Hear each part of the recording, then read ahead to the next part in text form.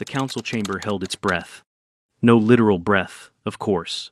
Not all species in the Galactic Assembly inhaled oxygen. Some diffused gases through pores, others filtered atmospheres with chitin-laced siphons. One delegate, a Slanari, had replaced respiration entirely with a bioelectric reaction triggered by starlight. But figuratively, they held their breath. Chancellor Brelm had barely finished the sentence. As part of the Cultural Trust Initiative, each member species will now supervise the juvenile offspring of another species in a structured educational setting, before panic began to spread like radiation through soft tissue. Visorak Talik, the Kryn ambassador, immediately flared his dorsal sacs in protest. My kind are photophobic and allergic to saliva. The risk of contact alone. The Kavari consider child supervision a sacred task for parental triads only, added a stately voice, rich with static, from the crystalline conduit representing the Kavari communion. Our insurance does not cover bodily dismemberment, hissed the three-headed legal body from Vakn, all heads nodding grimly. Then came the slow scrape of claws on metal. All eyes turned to the far end of the chamber, where sat Virtal Teth, first claw of the Veyrath ascendancy. Its coat was black-sheened armor, and its stare yellow, unblinking. Dissecting was a thing that made warm-blooded diplomats wish they could molt their skin and crawl away unnoticed. Teth's jaws parted, ever so slightly. You suggest that prey should be permitted to handle Veyrath young?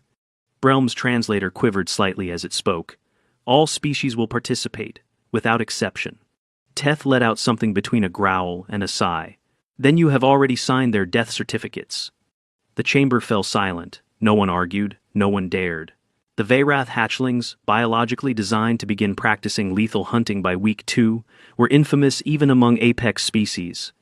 Their young trained on live prey before they could pronounce their own names.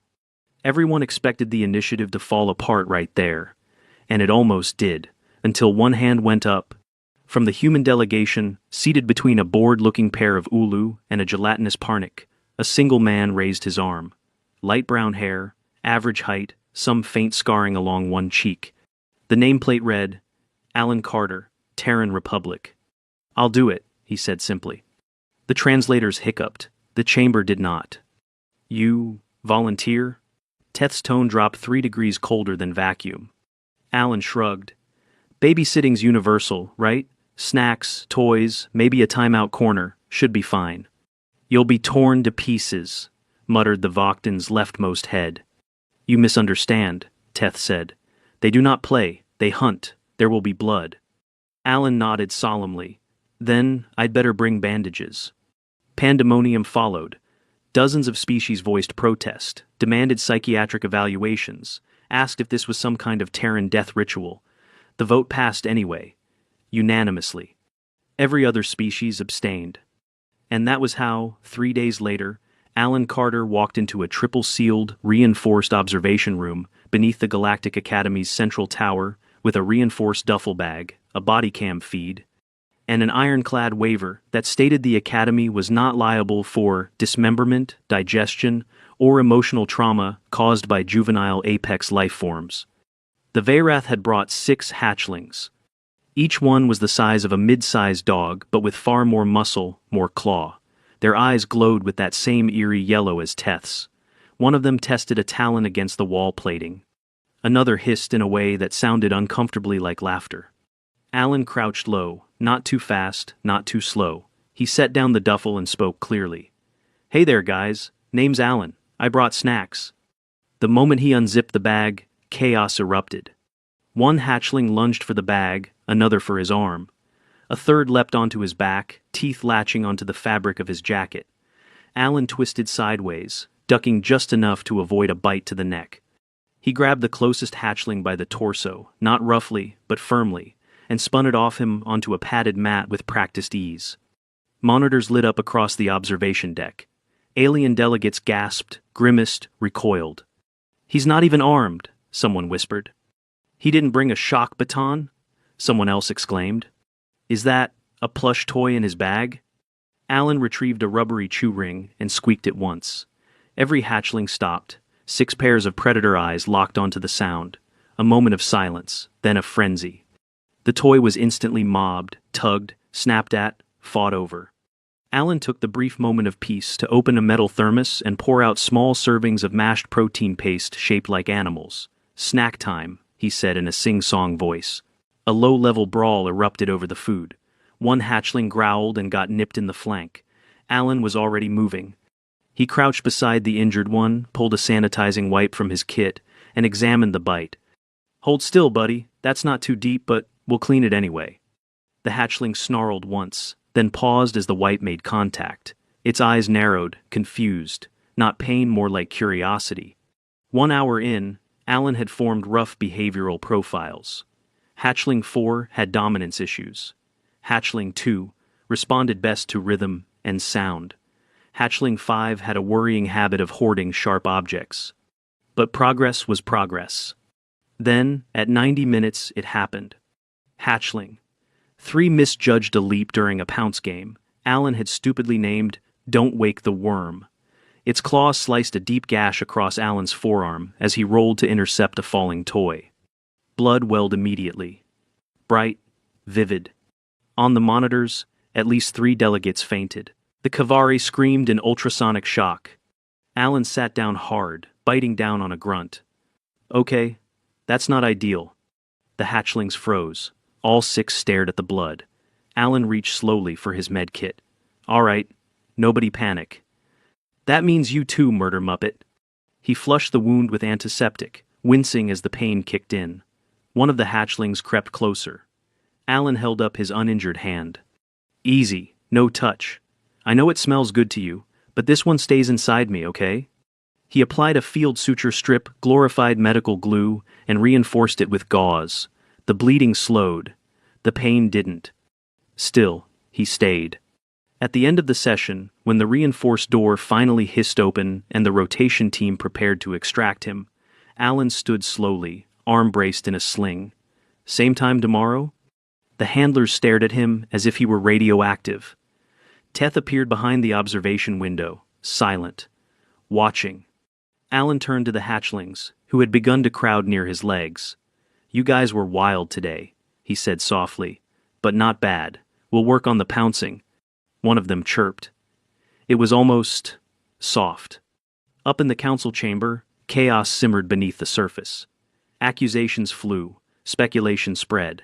Was this a Terran plot? Psychological warfare? Suicide by childcare? But in the surveillance archives, 6 Apex juveniles watched their bloodied, bandaged caretaker limp from the room, with nothing but a quiet, "See you tomorrow," and waited for the next day. The next day, Alan Carter arrived 10 minutes early. His arm was wrapped in a clean pressure bandage beneath a compression sleeve. The cut had required 12 stitches, administered after an hour-long delay due to his refusal to leave the hatchlings unsupervised until an appropriate handoff team arrived. Medical had been unimpressed. The Veyrath, even less so. But Alan wasn't there for their approval. He was there because the hatchlings expected him. And that expectation mattered more than any lecture about arterial proximity from the Academy's chief trauma technician. This time, he came prepared not with armor, but with structure. He unrolled a soft floor mat etched with shapes, numbers, and movement patterns. Nothing flashy. Just enough color to distract and guide. "All right, my chaos crew," he muttered as the containment door sealed behind him. "Let's try not to perforate anything vital today." The moment the hatchlings were released, they didn't charge, they approached. Slowly. Cautiously. One by one, they sniffed his bandaged arm. Alan let them. No flinching, no sudden movements. Just calm breathing and a slow exhale. "They remember," murmured the Krell-Tak observer from behind the safety glass. "Yes," replied the Yillian envoy, voice unsteady. "But the question is, do they regret it?" The hatchlings didn't act remorseful. Veyrath didn't do remorse, but they showed something that, to alien eyes, bordered on reverence. Hatchling. 2 even placed its muzzle lightly against Alan's injured forearm and held still. Alan offered a weary smile. "That's either affection or a threat display. Either way, I'm touched." He tapped the mat. "Let's start with something new." They played a game Alan had cobbled together during a 3 a.m. caffeine crash, Hunter and Hider. He marked zones on the floor, each linked to a scent capsule or soft sound. The goal? Track the hidden prey, a snack ball wrapped in synthetic fur, using smell and hearing, but no pouncing, until it was found. Restraint, he said aloud, repeating the word as he handed out the scent cues. That's the lesson today. Veyrath weren't supposed to learn restraint. Even the Veyrath themselves said so. But over the course of the 2-hour session, Alan saw something strange. They began to hold back, hesitate, communicate through low chirps before striking the target. When one of them pounced early, the others screeched not in encouragement, but what might have been protest. Delegates watching the feed were at a loss. They're exhibiting pre-coordinated social inhibition, the Slanari gasped. That's not supposed to be possible at this development stage. Are we sure the human isn't drugging them? Or training them, the Ulu representative muttered darkly. This is behavioral conditioning, psychological infiltration. Through their young. Their children, countered the human liaison, pinching the bridge of his nose. He's just babysitting them. Exactly, hissed the Kavari. And they're treating him as pack alpha. Inside the chamber, Alan barely noticed the diplomatic meltdown unfolding above. He was more concerned about Hatchling 5, who had started hoarding scent capsules in its bedding pile. He crouched low. Hey, that's not how we play. 5 flattened its body, claws spread. I see your teeth, kiddo. I've got my own, Alan muttered, pulling out a crunchy protein bar and tearing it open with his molars. But fair's fair, give one back. The hatchling lunged. Alan rolled sideways, swiped the nearest capsule, and tossed it toward Hatchling 2. The sudden motion distracted them all for a beat enough time for Alan to flip 5 over gently and extract the rest of the stash. He held the squirming hatchling upside down by the torso, nose to nose. No hoarding, no ambushing. We play together or not at all. The squirming stopped, a growl. Then, weirdly, a chirp. Alan set 5 down. Progress, he muttered. Later that session, when he read aloud from a book of short fables, each one rewritten with Veyrath protagonists, to better match their instincts, the hatchlings circled close. Their claws clicked against the mat. Their breathing slowed. And then, during a story about a reckless sky pouncer who tried to take on a thermal vent solo and burned its wings, something bizarre happened. Hatchling 1 leaned against his side. Not fully. Not affectionately. Just contact, pressure. Unmistakable. Alan kept reading. For the next week, the sessions continued. Alan adjusted his tactics daily. New games, new sensory tests, new reinforcement cues. When aggression rose too fast, he introduced tactile redirection, a chewable tug rope with built-in resistance. When competition got too rough, he taught switch turns, using a timer to create delayed gratification. They learned. They adapted. And slowly, chillingly, they began to copy him. One day, Hatchling 4 broke up a playfight by raising one claw and growling, "Pause." The word wasn't perfect, more a guttural approximation, but it froze the group. Another day, Hatchling 3 mimicked Alan's posture during story time. Legs crossed, claws folded, breathing slow. Alan wasn't sure whether to be proud or mildly terrified. The Academy wasn't sure either. Delegates from 38 species gathered behind reinforced viewports on day 11, demanding transparency. He's altering Apex cognitive templates, someone insisted. This could shift galactic power balances. Or just raise well-adjusted murder lizards, replied the human ambassador dryly. Then came the unexpected. Vartal Teth arrived. No announcement, no entourage. Just a sudden magnetic signal sweep and the sharp odor of ozone, heralding the entrance of a Veyroth war born into civilian space. The council chamber emptied of all non-essential personnel in under 4 minutes. Teth didn't speak. He simply watched the entire next session in silence, eyes tracking every movement. That day, Alan introduced problem-solving hour. He placed a locked container with a puzzle latch in the center of the room. Inside dried blood chips, Veyrath delicacies. Work together, you get the treat, Alan said, sitting cross-legged beside it. They hesitated, not because they didn't understand, but because they did. This was a social test, not instinct, choice. It took 22 minutes, 3 snarls, and 1 minor scuffle, but eventually 4 and 2 figured out the latch by combining their leverage. The box opened, the group shared.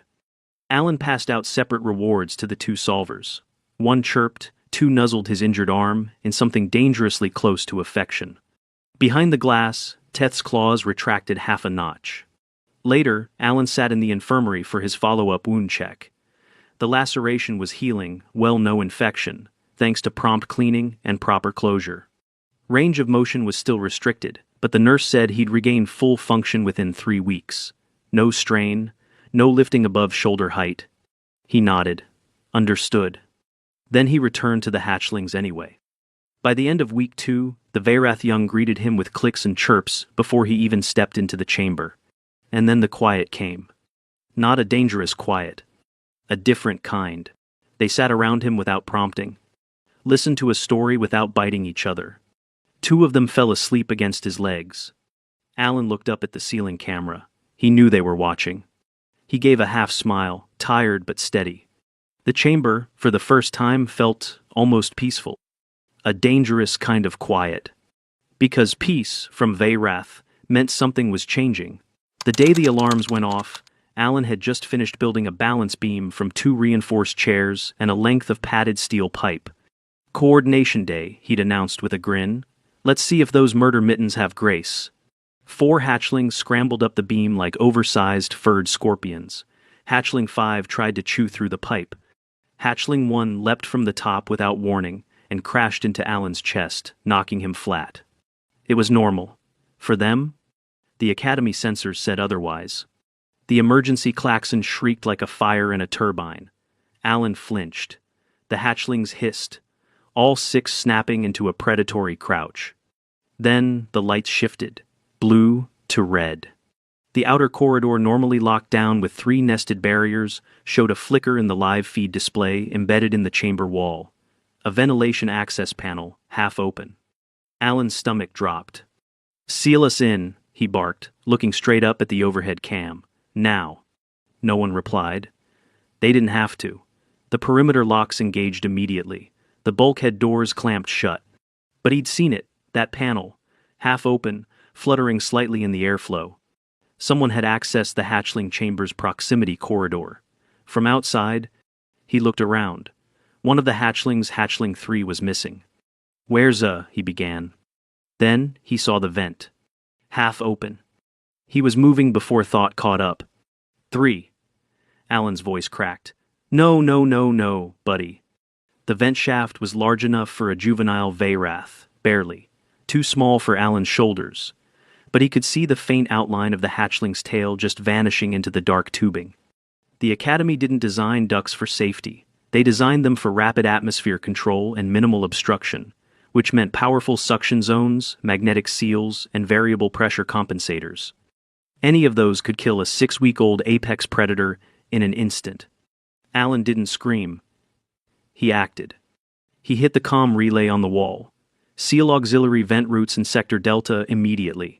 1 Veyrath hatchling has entered the shaft. Repeat hatchling and duct. Lock it down now." The delay was only 5 seconds.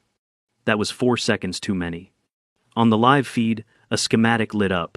The duct system was vast, intertwining like the circulatory map of a collapsing star. 3 was moving fast. The hatchling had instinct, sure, but no understanding of environmental hazards. Alan ran. The medical ban on sprinting with a healing laceration was a distant memory. He hit the outer chamber door, punched the override code that only he and the lead Veyrath custodian had, and bolted down the hall. "Where's the hatchling going?" A voice crackled in his ear, Academy security. "Toward the external waste vent. If it reaches the thermal filter." Alan didn't finish. The schematic updated again. Hatchling 3 had reached a vertical shaft. 3 had stopped. Alan's heart hammered. He rounded the corridor, following the duct path based on the live map feed in his overlay. Then came the scream. Not from the comm, not from a speaker. From inside the wall, a screech raw, panicked. Not the sound of a predator, the sound of a child. Alan dropped to his knees, eyes scanning for the emergency junction. There, a wall panel marked for maintenance. He tore it open, found the manual access hatch, and shimmied inside the narrow crawl space without thought. The duct side panel was still out of reach, but the sound was clearer. Another scream. No longer just panic. Pain.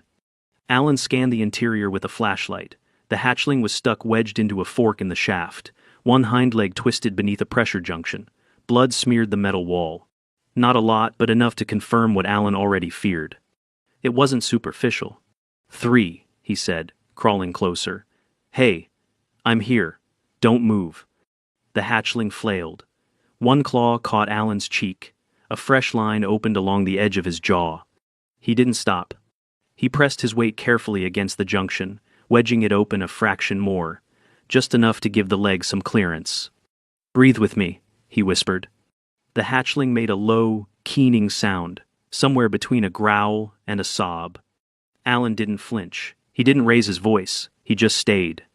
The moment the leg came loose, the hatchling collapsed into his arms, claws trembling, blood trickling from one hind paw, not arterial, a muscle tear maybe, possibly a dislocation. But then the shaft beneath them hummed. The waste vent, preparing to cycle. Alan's eyes shot to the control node. 60 seconds. He curled around the hatchling and pushed himself backwards, using his heels and good arm to drag them both through the shaft. 40 seconds. His shoulder scraped metal. Pain flared through the healing laceration. The compression sleeve tore. 25 seconds. He reached the maintenance exit and kicked it once. Twice. It jammed. He used his shoulder, braced, and rammed it. The panel gave. He fell out onto the floor of a secondary corridor, hatchling clutched against him. The vent roared behind them. Heat surged through the wall as the waste cycle completed. Too close. Far too close. Alan barely registered the approaching security team. He was on the ground, holding the injured juvenile against his chest, blood and sweat streaking his face, breath ragged. The Veyrath hatchling made no attempt to flee. It simply curled into his chest, eyes wide, limbs trembling. Medics arrived within seconds. "Sir, you're bleeding." "Stabilize the leg," Alan said hoarsely. "Then check the vitals." "Not mine. His. You have a reopened laceration and a fresh facial wound." "Then triage us both, but start with the kid." The hatchling gave a whimper as the med drone began scanning. Alan held tight until he felt the soft beep of a bioscan confirm stable signs. Only then did he let go. He blacked out 10 minutes later. Recovery took time. The reopened wound needed 6 fresh stitches and a week of immobilization. The facial cut wasn't deep, but close enough to the eye that he needed daily checks for inflammation and infection. No play sessions, no direct contact. The hatchlings were assigned backup caretakers from the Academy's highest-rated xenocustodial unit. None of them lasted a day. Reports came back with shredded uniforms, repeated territorial screeching, and total behavioral non-compliance. One unlucky assistant suffered a minor wrist fracture. Another resigned halfway through his shift. The hatchlings, once wild, then curious, then cooperative, were now sullen, quiet, aggressive, only when touched. Hatchling 3 refused to eat. On day 4 of Alan's mandated medical leave, the door to his recovery room hissed open. And in walked Vertil Teth. Not with guards, not with fanfare. Just Teth and one other. The hatchling. Healed. Limping slightly. Teth placed the juvenile on the ground without a word. The hatchling ran to Alan's bedside, claws clicking lightly, and pressed its head against his ribs. Alan winced. Then laughed. "Careful, buddy. These are still attached. Barely." Teth watched in silence. Then, after a long moment, "You understand what this means." Alan looked down at the hatchling, which had now settled against his hip, tail flicking lazily. "Yeah, I think I do." "You bled for him." "Yeah, I do that a lot." "He returned to you." Alan's voice was softer now. "He didn't have to." "No," Teth said quietly. "He chose to." Silence. Then, for the first time since the program began, Virtal Teth dipped its head. Not low, not dramatically. Just enough.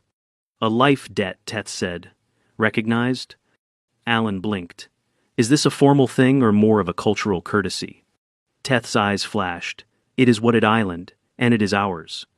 Then the apex hunter turned, strode to the door, and paused. "The others will follow. They want only you."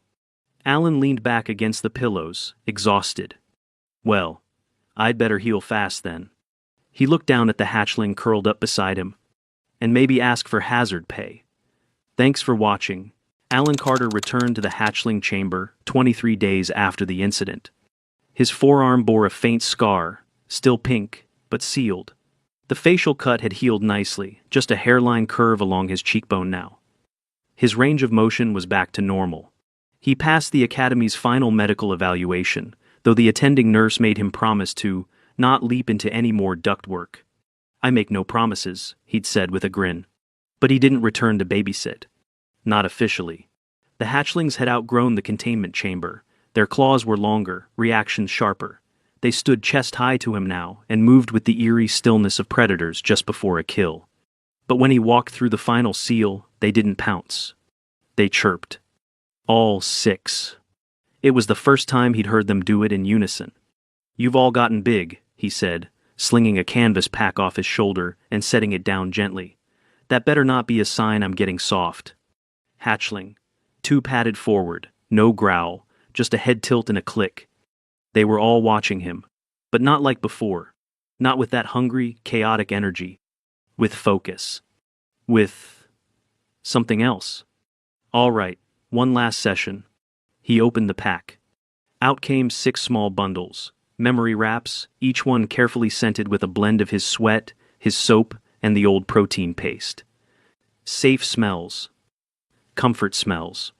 Each labeled with a single painted sigil, a gesture to the Veyrath tradition of naming not by words, but by earned marks. He handed them out one by one.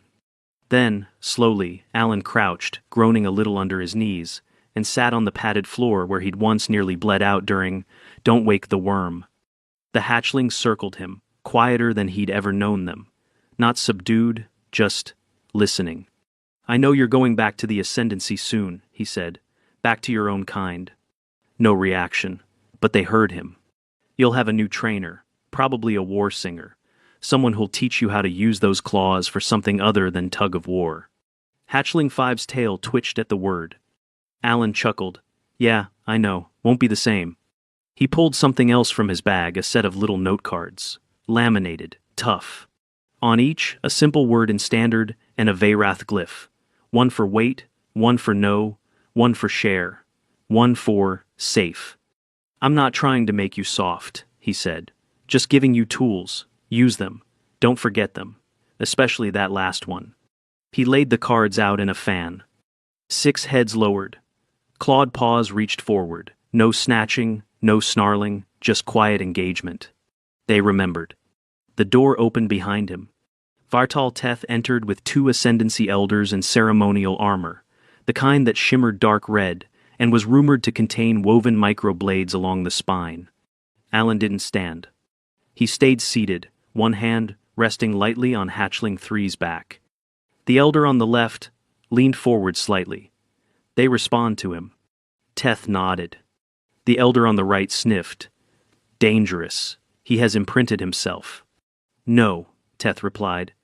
They imprinted on him. Alan glanced up. Is that a problem? It is an impossibility, the elder muttered, but it is done. Teth stepped forward.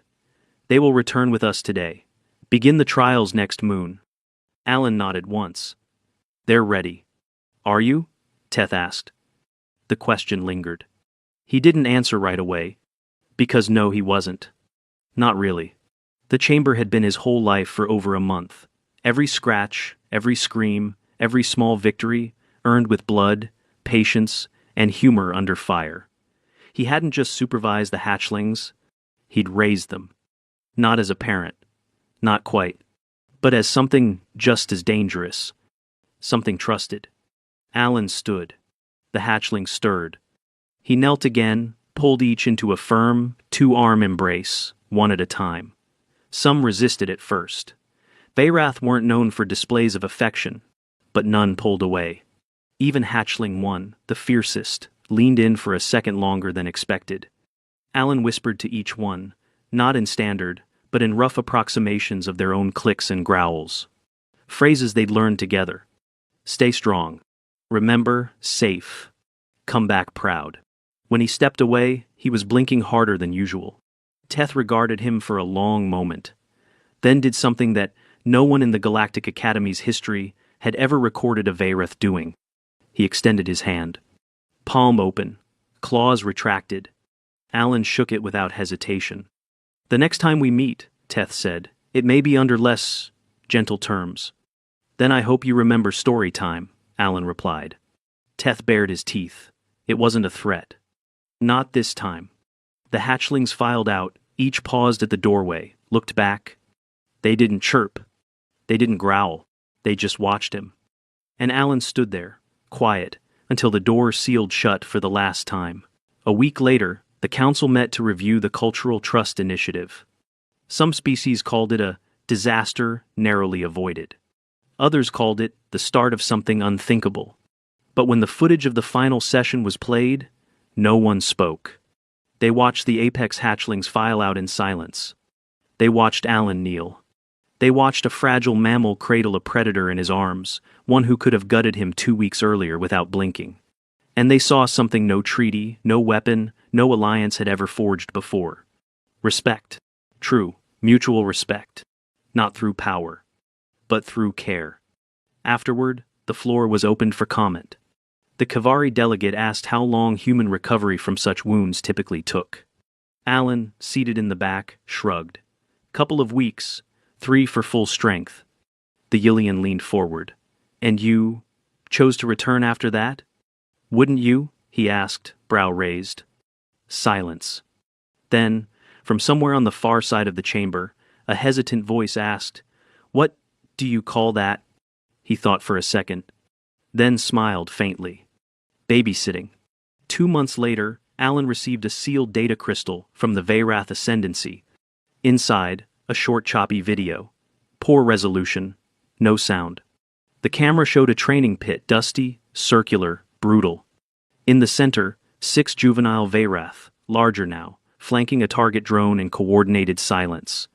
One lifted a paw. A gesture. The others waited. Then, on a second motion, they all attacked at once. Precision, restraint, control. At the end, one of them turned to the camera. Chirped. Alan laughed until his ribs hurt again. He sent one message back. "Tell them I'm proud, and I still have snacks, if they visit."